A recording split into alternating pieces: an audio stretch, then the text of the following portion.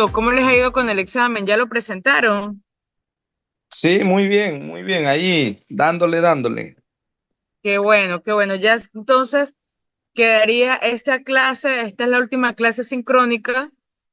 Este es el último tema, ¿verdad? Solo quedaría entonces una actividad que yo en el plan de evaluación le había planteado como un ensayo, sin embargo, revisando luego el material. Pues lo que se me ocurre, obviamente es cuestión de que lo revisemos, es ver la posibilidad de que sea un tipo de ensayo, pero a desarrollar con tres preguntas de una forma breve. A veces nosotros creemos, yo no estoy diciendo que sea el caso de ustedes, no, pero lo digo en sentido general. A veces creemos que si escribimos más, estamos diciendo más cosas y que somos más inteligentes, y no necesariamente es así. A veces,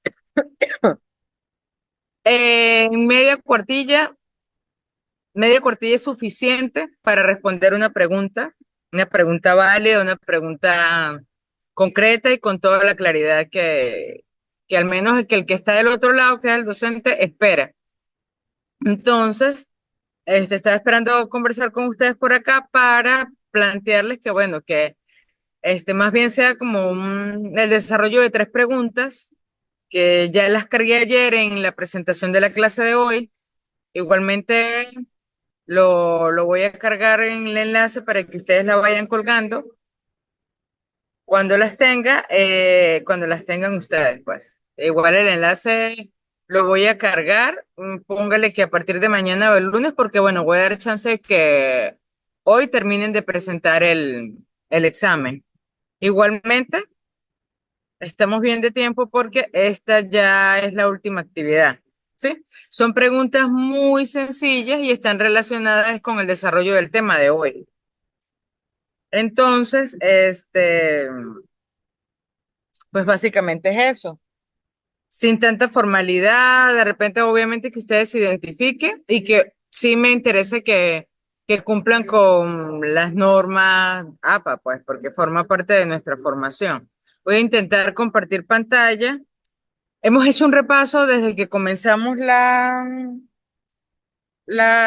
materia, la unidad curricular, por como que los aspectos más centrales de lo que implica ser criminólogo en el siglo XXI. Ser criminólogo en el siglo XXI, ejercer funciones desde la criminología en el siglo XXI, implica obligatoriamente que seamos personas que conozcamos el contexto, más allá que de la realidad, el contexto, tengamos una visión del contexto lo más educada, por decirlo de alguna manera. ¿Qué quiero decir con esto? Evitar de caer en tanto sesgo, sobre todo sesgo informativo, sesgo de redes sociales, a veces hasta sesgo institucional, que nos impida ver o tener un criterio, formarnos un criterio de nuestro trabajo, pues nuestra área. Es muy importante siempre que estemos en cualquier área que nosotros nos desarrollamos, pero específicamente esta área es que es tan importante y tan seria, a mí me lo parece, pues, que es el área de la investigación de la delincuencia, del control de la criminalidad, del estudio de este proceso, de este fenómeno. Es muy importante que uno pueda establecer unos criterios morales, éticos, inclusive hábitos de estudio que nos permita decir, oye, qué cosas me esfuerzo por hacer y qué cosas no debería hacer, aunque estén en mi contexto. Esto está muy relacionado a las maneras como se desarrolla la investigación criminal, porque la investigación criminal es muy susceptible, está muy permeada por el contexto. Hoy vamos a hablar un poquito de eso, sin embargo, bueno, haciendo un repaso de lo que hemos visto en las clases, hemos repasado por todo lo que tiene que ver con la violencia, la relación de la violencia, cómo se entiende la violencia hoy día. La concepción de la violencia hoy no es la misma concepción de la violencia de hace 20 años. La concepción de la violencia ha evolucionado a pesar de que nos manejemos en el mismo concepto. ¿Cuál es el mismo concepto? Bueno, La violencia física es la intención de causar un daño a otro, porque la violencia es intencional, más la agresión no.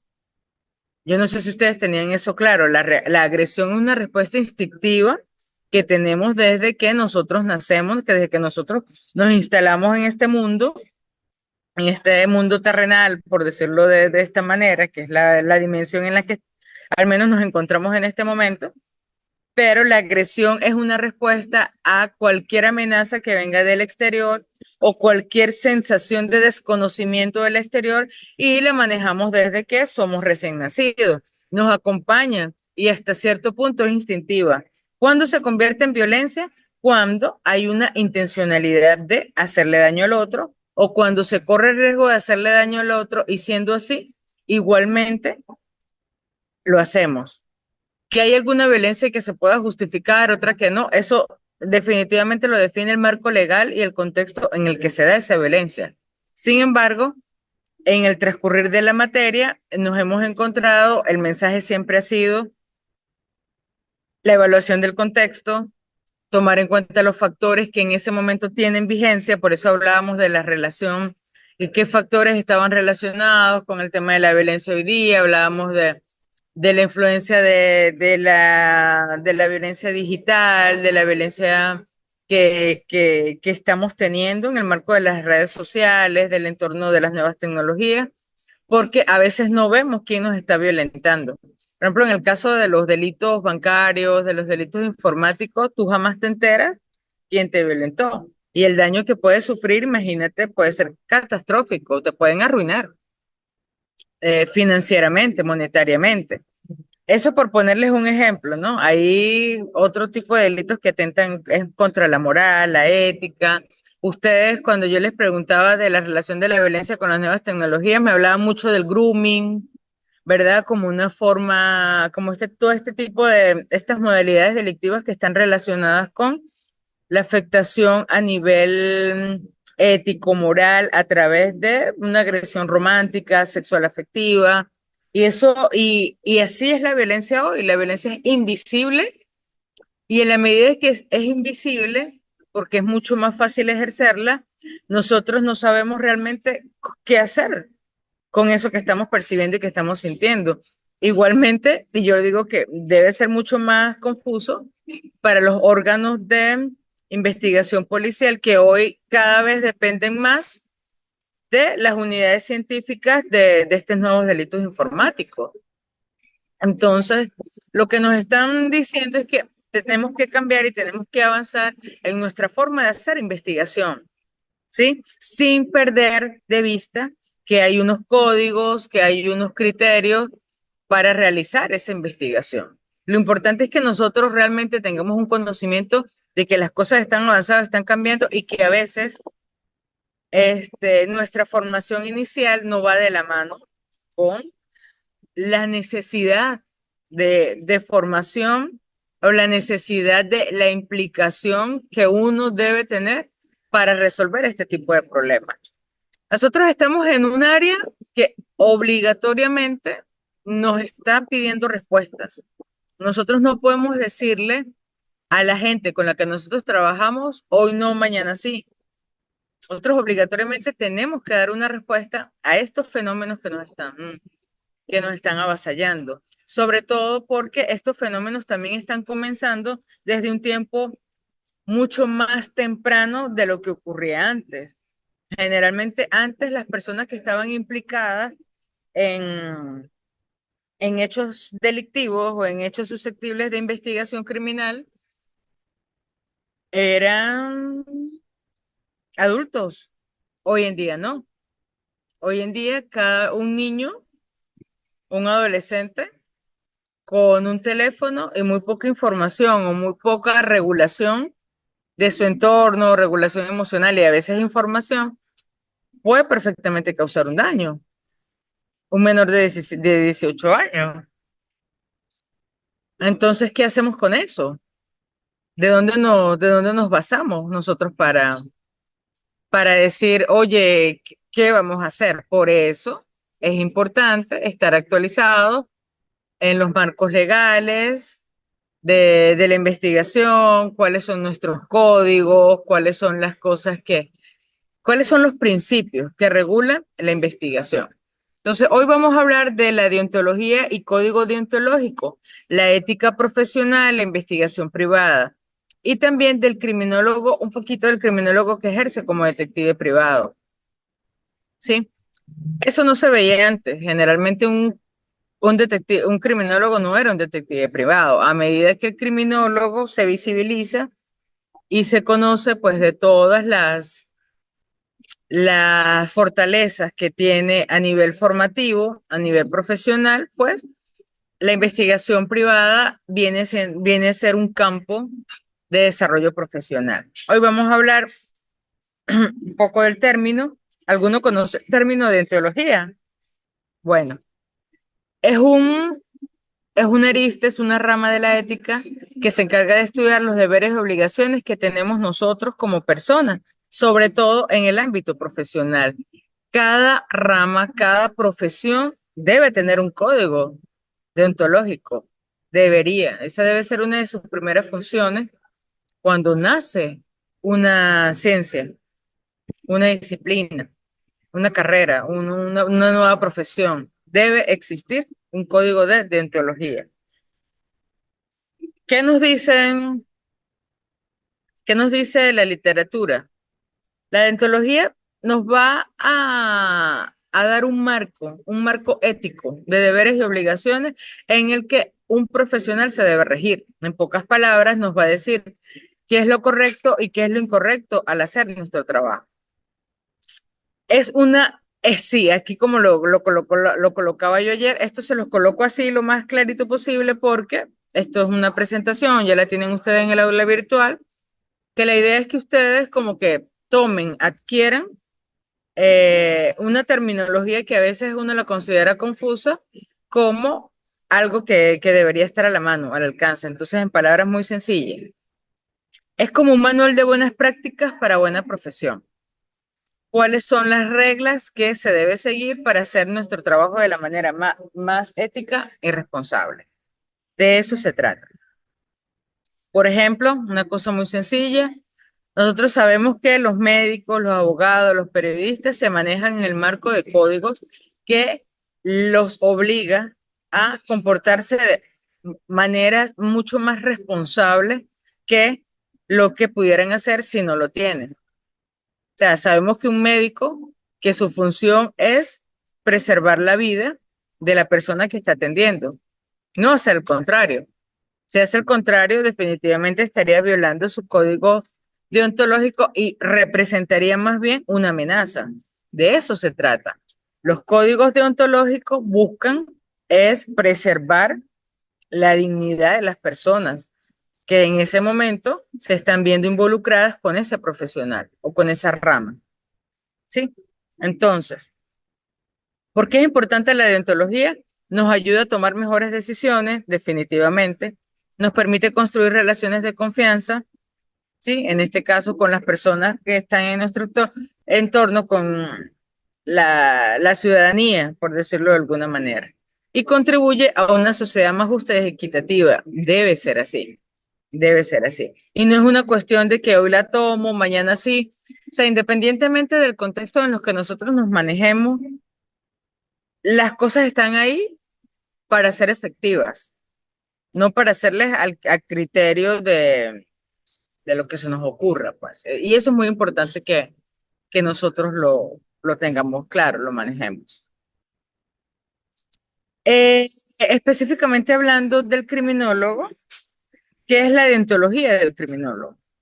Como ya hemos visto, es una serie de principios, de normas éticos que regulan el comportamiento profesional. En este caso, que regulan el comportamiento del profesional que está dentro en el marco de la investigación del crimen, la prevención de la delincuencia, de todo lo que tiene que ver con el marco de lo que se hace para resarcir daños. Eso tiene que ver también con el tratamiento de la víctima. Entonces, es un tema muy complejo porque entran en juego muchísimas situaciones que nos, nos ponen en contradicción, pues, ¿sí? ¿Cuáles son los principales principios deontológicos de un criminólogo? El primero es el de cualquier tipo de profesión, que es el respecto a la dignidad humana, la imparcialidad, la confidencialidad, la honestidad, la integridad, la justicia. Realmente no representan una cosa ajena a lo que puede hacer, a lo que debe hacer cualquier otro profesional. Y eso es algo que definitivamente, o sea, tenemos que tener claro, pues, porque es así. O sea, el criminólogo no está exento de cumplir con los principios éticos de cualquier otra profesión, a pesar de que maneje un contexto, información de un contexto, acceso en contextos muy delicados, muy críticos, a veces hasta vulnerables, eso no lo hace tener una categoría supra al respecto de esto. Ahora bien, ¿cuáles son los desafíos éticos que enfrenta un criminólogo en este marco en el marco que estamos conversando? Primeramente, siempre va a haber un conflicto entre la investigación y los derechos humanos. ¿Por qué? Sobre todo cuando son investigaciones en el ámbito de la seguridad. ¿Por qué? Porque las personas que están sujetas a el que viola los derechos humanos generalmente es el Estado. Bueno, a nivel de principio de investigación es el Estado. ¿Qué quiere decir eso? Que nosotros desde nuestro ámbito profesional, cuando ejercemos una función pública, nosotros representamos al Estado. El tema policial, el conflicto de los funcionarios policiales, el conflicto más próximo que tiene es la violación de los derechos humanos. Y eso es algo que está ahí. Eso es algo que es, no es algo que puede ser, no, es cuando un profesional de la seguridad pública comete cualquier tipo de infracción, perfectamente puede estar violando los derechos humanos de la ciudadanía, de una persona o de la ciudadanía en general. Entonces, nos encontramos en un conflicto entre la investigación de un hecho y los derechos humanos. ¿Mm? ¿Por qué? Porque pueden estar involucradas situaciones con las personas que están dentro del suceso que implique una conflictividad entre eso. ¿Qué se puede hacer ahí? Miren, ahí llaman a todo el mundo, lo reúnen y plantean la solución más equitativa que pueda darse. ¿Cuál es el otro desafío ético? Un, el uso de métodos de investigación invasivo. El tema ético aquí es súper importante porque principalmente no debería haber fuga de información, ¿verdad? No se debería negociar la información, ¿verdad? Sobre todo esa que vulnera la privacidad de las personas. La cosa es tan delicada que puede cambiar la vida perfectamente de una víctima de estas, pues. Y nosotros manejamos información valiosísima. Entonces, es un aspecto que, bueno, que sabemos ahí que es un riesgo y que es un desafío que se tiene que enfrentar, pues, en nuestro día a día. Presión política. Es permanente, lo conocemos a cabalidad, lo sabemos, pudiera estar normalizada, sin embargo, sabemos que es un desafío que tenemos y que hay que abordarlo y del que hay que hablar también, ¿sí? Los criminólogos pueden verse sometidos a presiones políticas que les obliguen a manipular sus resultados o a ocultar información. Eso lo hemos visto anteriormente. Y bueno, como dicen por ahí, el mayor riesgo es que lo descubran. Sin embargo, sabemos que es un desafío ético que está ahí, que está presente. Conflictos de intereses. Los criminólogos pueden tener conflictos de intereses cuando trabajan para organizaciones privadas o gubernamentales que tienen intereses particulares en los resultados de sus investigaciones. Eso es así, tal cual, tal cual, tal cual. Por eso, cuando el criminólogo se desarrolla desde el ejercicio de investigación privado, miren, es un riesgo muy grande el que se está asumiendo, tanto el que lo está contratando como el mismo. Porque bueno, si no conoce o no tiene claro ese código deontológico, se puede estar enfrentando a una situación importante de un riesgo, pues, inclusive de ser penado por la ley. Entonces, bueno, es un elemento que, como les digo, no es poca cosa y debe tomarse en cuenta. Entonces, no, me hago la pregunta y les hago la pregunta a ustedes. ¿Por qué es importante la deontología en la criminología? Primero, eh, es fundamental porque definitivamente va a permitir que, eh, oiga, se pueda desarrollar, el criminólogo se pueda desarrollar en un ámbito de ejercicio lo más responsable posible. Eso principalmente. Eso es lo más importante.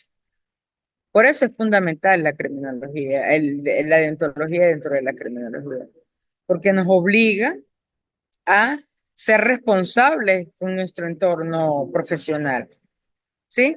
Nos obliga a ser sujetos también al escrutinio, a la experticia, nos obliga a desarrollarnos y a desarrollarnos desde el marco ético y de la convivencia también con otros. Entonces, a pesar de que es una profesión que tiene unas amplias posibilidades de causar daño, debe manejarse en un marco de responsabilidad ética muy importante y primordial. Entonces, ¿por qué la deontología es fundamental en esta área? Debe garantizar la calidad de la investigación.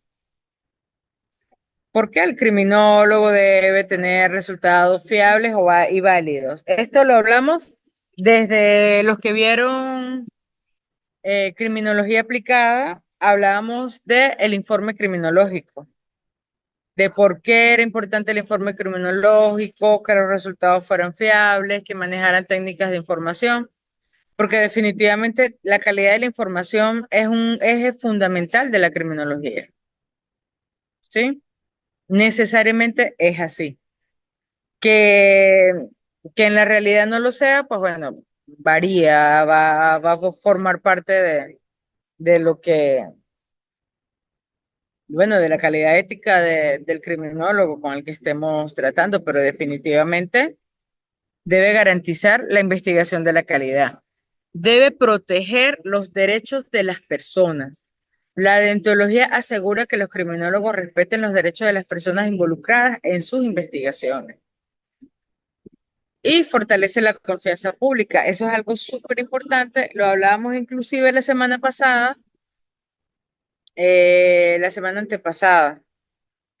cuando hablábamos de las grandes organizaciones criminales. Está en el examen y forma parte de un elemento súper importante porque es impresionante la reacción social cuando se pierde la confianza en la institucionalidad. Quizá, no sé si, bueno, ustedes lo viven el día a día, pero cuán importante es que la ciudadanía crea en los órganos de investigación criminal, en los órganos de justicia, en la fuerza policial. Eso es supremamente importante. Entonces, bueno, definitivamente la deontología es transversal, es fundamental porque tiene una alta incidencia en ese efecto, en esa consecuencia, que es el tener confianza. Entonces, ¿qué pasa cuando se pierde esa confianza? o cómo podemos ejemplificar esa pérdida de confianza cuando decimos no. Hay un riesgo de que esa confianza se pierda. Bueno, un criminólogo perfectamente puede falsificar datos, puede manipular o inventar datos para respaldar una teoría o una hipótesis determinada dentro de la investigación criminal. Debe tener consecuencias legales. O sea, no podemos ni permitirlo, no podemos normalizarlo. Ustedes dirán, esta profesora siempre habla del término desde el deber. Debemos partir del deber. Para problematizar debemos partir del deber. No se debe, un criminólogo no debe falsificar datos. Si yo entro hablando de que normalizamos el hecho de que se falsifiquen datos, no tengo un sustento anterior al cual ceñirme, ¿verdad? O sea, no puedo simplemente centrarme en que está este problema, está este problema y está este problema, ¿verdad? Porque yo creo, considero que es importante partir de ese deber ser y a partir de ese deber ser, ya hay de construir, decir, oye, mira, los riesgos están enfocados en falsificación de datos, en conflictos de intereses, en violación de la confidencialidad y en la discriminación, por solamente mencionar estos que son como grandes esquemas hipotéticos de las violaciones a códigos deontológicos. ¿Verdad? Conflictos de intereses, aquí lo coloco, un criminólogo que trabaja para la empresa privada podría manipular resultados de investigación para favorecer los intereses de su empleador. ¿Mm? O si está en un marco de sindicatos para favorecer los intereses de un sindicato, pero no para buscar la verdad. Entonces, cuando tenemos claro cuáles son los marcos de los conflictos de intereses en los que nos podemos ver sujetos, susceptibles, es cuando uno dice, oye, ¿qué me dice mi marco deontológico de esto?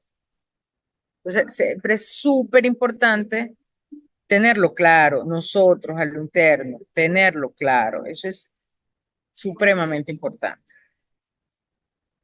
¿Cuál es otro escenario hipotético? La violación de la confidencialidad.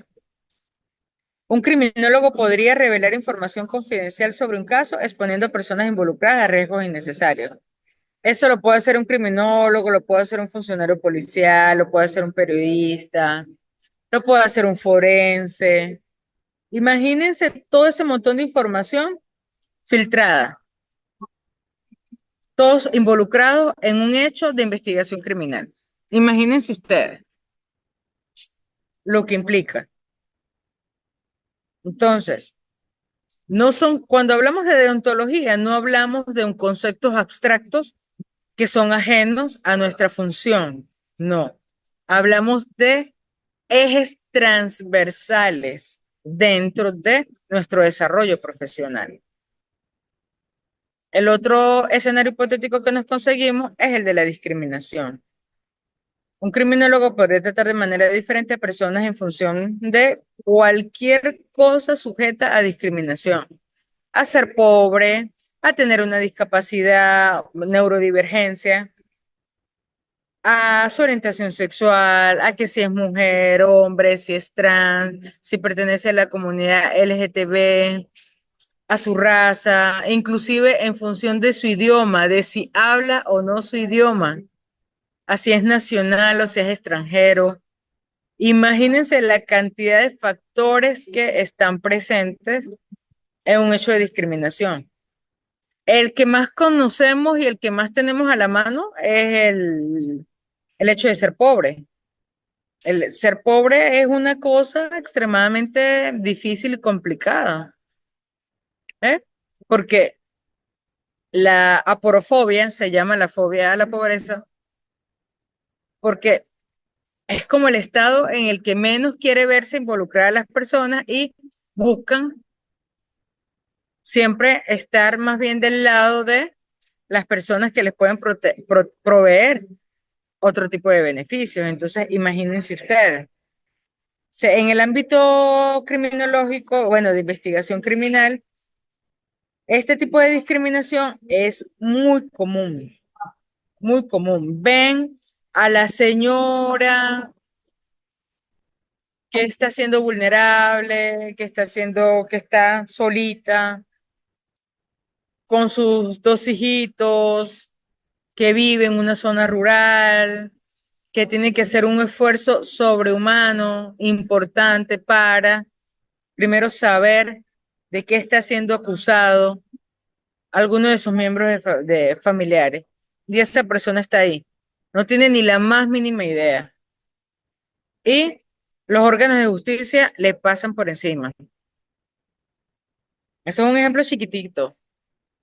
¿Mm? No hay orientación, nadie le presta atención. ¿Mm? Pero normalizamos de que eso sea así. ¿Hay discriminación o no hay discriminación? La hay, pero la normalizamos. Ahí radica la diferencia. ¿Sí? Estuve buscando algunos ejemplos muy puntuales acerca de casos de criminólogos que estuvieran envueltos o casos muy sonados que estuvieran envueltos en eh, violaciones pues, a sus códigos de ética. Conseguí prácticamente nada. Lo que tengo son cosas muy personales, pero bueno, están fuera de contexto. Entonces, también disculpen, reflexionaba un poco al respecto y decía, pero ¿por qué cuesta tanto conseguir material al respecto? ¿Por qué? No debería ser así. Entonces nos damos cuenta de que hay una falta de documentación, ¿verdad? Porque muchas de estas violaciones éticas pueden no quedar registradas oficialmente o pueden quedar encubiertas. Sobre todo la última, quedan encubiertas. Por eso no pasa. La naturaleza privada de este tipo de hechos también pasa. ¿Mm? Los casos de mala praxis pueden resolverse de manera interna sin llegar a los tribunales. ¿Mm? Totalmente. ¿Sabes todo lo que hay que hacer para llegar a tribunal y todo lo que puede hacerse para evitar que llegue a tribunal, ¿verdad? Llegan a un nivel donde no necesariamente tienes que ir a tribunal y eso lo sabemos nosotros claramente. En otros casos es que hay unas situaciones de complejidad, casos muy complejos, ¿verdad? Aquí en Venezuela los llamamos, creo que cangrejos, no sé, allá en Ecuador. Y a menudo es difícil determinar si una acción en particular constituye una violación ética, ya que existen múltiples factores en juego y diferentes perspectivas de ese hecho. Entonces, ¿qué les puedo decir al respecto? Tenemos el contexto perfecto para que no se visibilicen los casos de violaciones éticas. Y nosotros lo sabemos. ¿No? Entonces, eso hace que existan marcos de violaciones a principios éticos. ¿Mm? Imagínense lo que implique.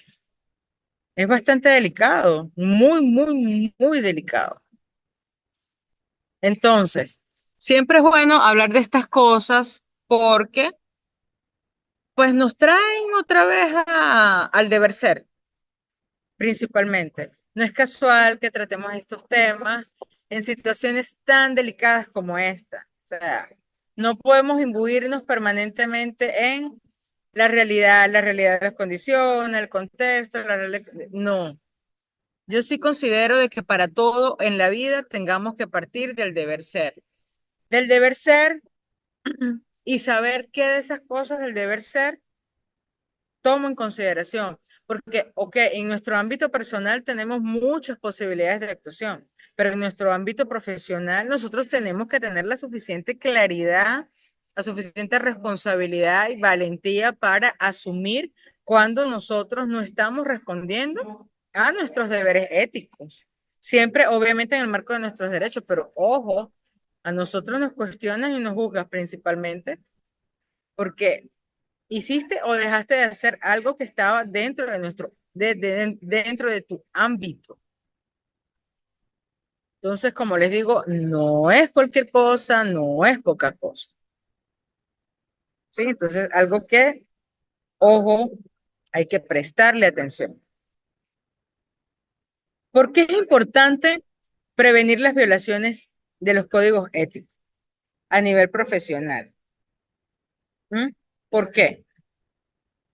Es fundamental, aquí les digo a modo de reflexión, pues, es fundamental que los criminólogos sean conscientes de los principios éticos que guían su profesión y que estén dispuestos a denunciar cualquier conducta que los viole. Además, las instituciones académicas, las organizaciones profesionales deben establecer mecanismos claros para prevenir y sancionar las violaciones éticas. ¿Por qué es importante? Por lo que hablábamos al principio. ¿Por qué es importante? Ya les digo por qué. Porque lo que se espera es que nosotros garanticemos la calidad de la investigación. Porque lo que se espera es que nosotros protejamos los derechos de las personas y porque se espera que seamos un instrumento para el fortalecimiento de la institucionalidad, es decir, de la confianza pública. Por esa razón. No hay otra razón. Y son precisamente estos criterios los que hacen que, a su vez, nuestra profesión sea importante. Entonces, nosotros no podemos manejarnos desde la conflictividad y desde la contrariedad. Nosotros tenemos que tener metodológicamente, tenemos que tener criterios muy claros que nos ubiquen en espacios donde diga realmente nosotros somos proveedores de seguridad más que lo que causemos sea inseguridad. Eh, Vamos a corte y nos conectamos para conversar de la última actividad que tenemos.